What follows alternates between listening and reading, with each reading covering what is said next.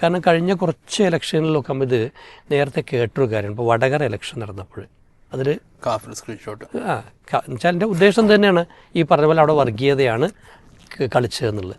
പാലക്കാട് ഇതേ അതും വന്നു. ഇപ്പോൾ ഏറ്റവും ഒടുവിൽ നമ്മൾക്കറിയാം നിലമ്പൂർ ഇലക്ഷൻ നടന്നപ്പോൾ അവിടെ ഈ ഇലക്ഷൻ കഴിഞ്ഞ ഉടനെ വരുന്ന പ്രസ്താവന എന്താണ്, ഇത് ഈ വർഗീയ എന്നുള്ളൊരു സാധനം വെച്ച് വിളമ്പിയിട്ടാണ് വിജയിച്ചെന്നുള്ളത്. അപ്പം ഇത് ഒരു ആകസ്മികമായി സംഭവിച്ച ഒന്നല്ല എന്നാണ് നമുക്ക് വ്യക്തമാകുന്നത്. ഇതെങ്ങനെയോ ട്രെയിനിങ് കൊടുത്ത പോലെയാണ്.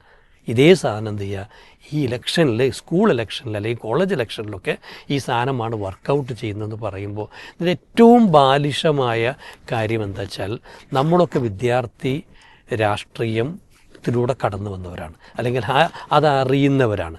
ആ ഒരു പ്രായത്തിൽ നമ്മൾ എങ്ങനെയാണ് ചിന്തിക്കുക എന്നുള്ളതും ഏത് രീതിയിലാണ് നമ്മൾ കാര്യങ്ങൾ ഉൾക്കൊള്ളുക എന്നുള്ളത് വ്യക്തമാണ്. ഇത്തരം കാര്യങ്ങളോട് എന്തായാലും മുഖം തിരിഞ്ഞു നിൽക്കുന്ന ഒരു വിഭാഗമാണ് ആ യുവത്വമെന്ന് പറയുന്നത്. അപ്പോൾ അതിന് അത്തരത്തിലുള്ള ഇവിടെ വലിയൊരു പ്രശ്നം എന്താ വെച്ചാൽ ഇതിപ്പോൾ നമ്മൾ സാധാരണ സംഖ്യകൾ എന്ന് പറയുന്നവർ പറയുകയാണെങ്കിൽ അതിന് കിട്ടുന്നൊരു മൈലേജ് കുറവാക്കാരം. അതുപോലെ അതേ പറയുള്ളൂ നമുക്കറിയാം. പക്ഷെ ഇവിടെ ഒരു ഇടതുപക്ഷത്തിൻ്റെ ഒരു പ്രിവിലേജ് ഉപയോഗിച്ചുകൊണ്ടാണ് ഇവരിത് പറയുന്നത്. അതാണ് ഇതിനകത്ത് അപകടകരം എന്ന് പറയുന്നത്. കാരണം ഏതൊരു കാര്യത്തിനും നമ്മുടെ നാട്ടിൽ പ്രത്യേകിച്ചും എന്താ വെച്ച് കഴിഞ്ഞാൽ ഒരു എൻഡോഴ്സ്മെൻറ്റ് കിട്ടാൻ ഒരു മീഡിയ ചർച്ച നടക്കുകയാണെങ്കിലും മുസ്ലിങ്ങളെ ഒന്ന് അടിക്കണം എന്ന് വയ്ക്കുക. അതിനെന്താ ചെയ്യുക, ഒരു എം എൻ ഗാരഷിയെ പിടിച്ചു കൊടുത്തിട്ട് അവിടെ ഇടുക എന്നുള്ളതാണ്, അല്ലെങ്കിൽ ഒരു സുഹറ മാഡത്തെ പിടിച്ചു കൊടുത്ത് ഇടുക എന്നുള്ളതാണ്. എന്തിനു വേണ്ടിയിട്ടാണ്?